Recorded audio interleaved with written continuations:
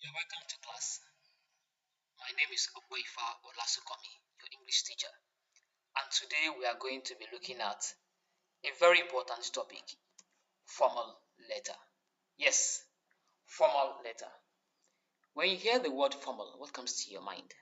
Yes, formal, formal, formal. What comes to your mind? Oh, past? No, no, no, no, no. That is not the spelling. The one that refers to past is Former, former. Or this is formal. So, what comes to your mind? Look at this. Something like seriousness, something like office. Yes, business, exactly. When you say formal, you are talking about official. So, what is a formal letter? A formal letter is a letter written to someone in an official position addressing official issues. It is also called a business letter. It is a serious letter. It is not written to friends and family, even though your friends are, yes, can actually occupy a business position. Of course, at that point when you're writing to them, you are addressing them officially. Your father might be the CEO of of a company and you're applying for a job there. Of course, you won't say, "Hi, Dad." Of course, no. You are going to address him officially. So that's a formal letter. So what are the examples of formal letters that we have? What examples do we have around us? Think of this. You are applying for a job, as I said earlier, or you are applying for visa, you're applying for scholarship, any form of application that will involve letter writing, your letter should be formal. Next, or not in any particular order, a letter of request to an office, any official request, of course, will be also a formal letter. And then that letter of admission of yours, congratulations, yes, is a formal letter.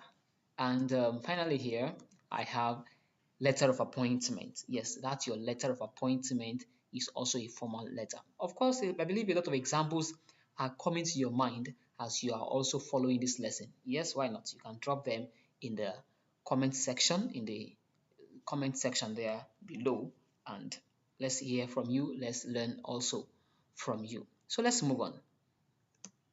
What are the features of formal letters?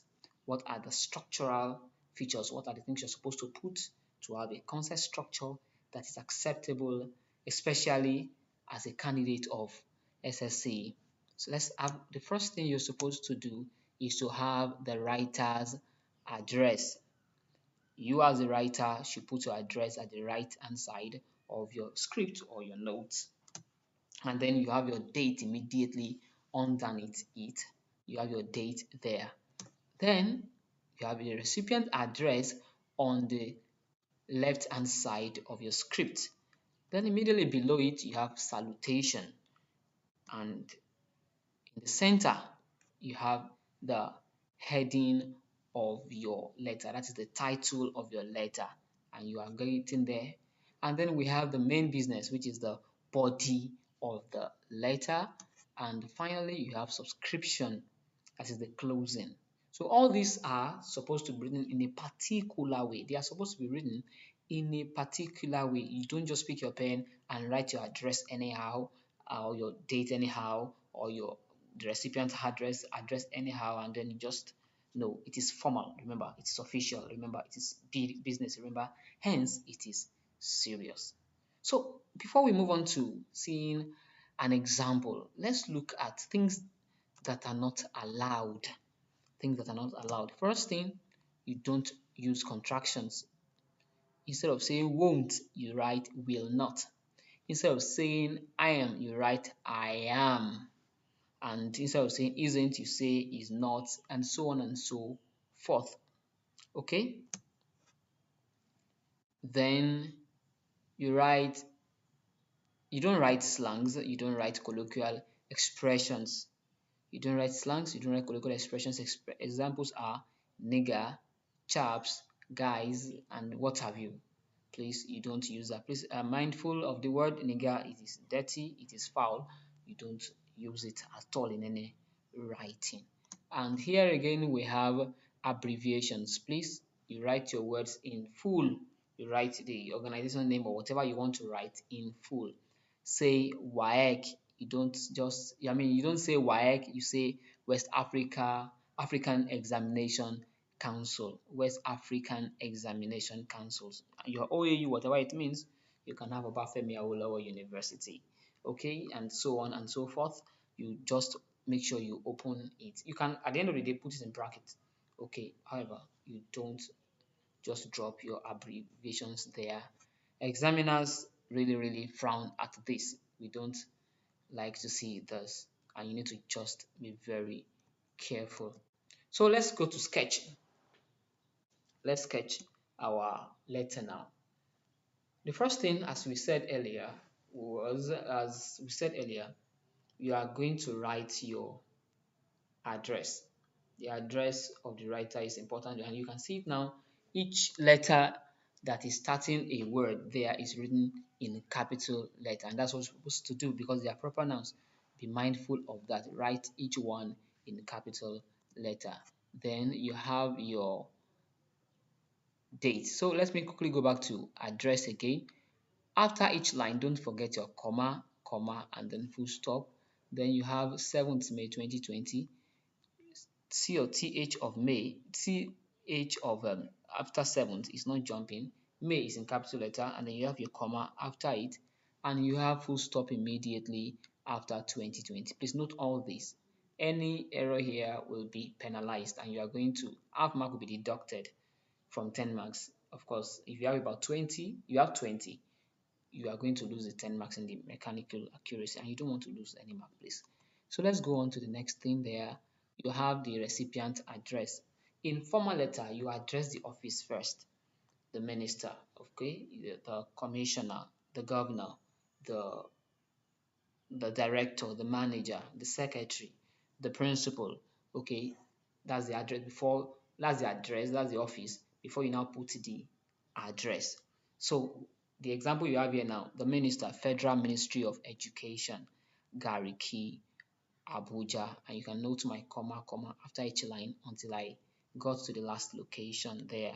Okay, moving on, you have your salutation, which could be sir or madam, dear sir or madam. You can also have ma. It all depends on you. They are all allowed. Then you have your title, which is this letter of suggestion. I will advise you to always write your titles in capital letters, okay, and don't underline. However, in case you want to go otherwise, please write only the initial letters in capital letter and then you can underline. But you need to know that there are some that must just remain in small letter. Those are what we call grammatical words. Then the ones that will start with capital letter will be content words. And what are content words? They are adverbs, they are verbs, they are nouns, they are adjectives. So any other part of speech that is not in this category that I mentioned should be written in small letter, then you underline. So you don't want to go through that stress, right? So just write everything in capital letter and don't underline. So the next thing is the body of the letter, and that's the main business. Let's look at the body of the letter here. We have this. I write to suggest ways to improve the quality of education in our schools. With due respect, I would like to suggest that facilities in the schools be improved, the curriculum be revamped, and teachers should be retrained. I shall discuss this point in detail below. So this is concise enough. I always advise my students, when you are writing your introductory paragraph, please include the points you are going to be discussing in the body, include it in your introductory paragraph. The reader will know what is expected in the letter. Okay, so and then you move on. Avoid starting another paragraph with firstly, secondly, thirdly. Please, it's more mature if you say to start with, then you move on to furthermore, and so on like that. So just like what I have here now. So to start with, you start with facilities in the school should be improved. You discuss extensively on this. Then you move on to the next paragraph where you can link, start with a linker like the furthermore. Then you talk about the curriculum. Then you can have the next point where you can say moreover, you talk about the teachers, the fact that teachers should be retrained or should be trained. Then you close very well, hoping that your suggestions will be looked into and be adopted. Just put something. Of course, you don't greet, so you just need to be formal and be official and appreciate the reader for reading, and then put the fact that you hope that your suggestions will be looked into. Then, what do you do next? You close your letter with yours faithfully alone. For formal letter, please, especially those who are writing SSC, yours faithfully is the only accepted closing. Then immediately after it, you put your salutation. Sorry, you put your signature. I beg your pardon for that. You put your signature, and after your signature, your full name. I believe you have learned a lot today, and you have some questions. Please just drop your questions in the comment box or the comment section there, and your questions will be attended to. Also, you can click like for this if you enjoyed the class. You can also drop your feelings, your question, criticism, adjustment, anything you feel like writing, you can just drop it there, and you'll be sure your comments, your expression will be well treated.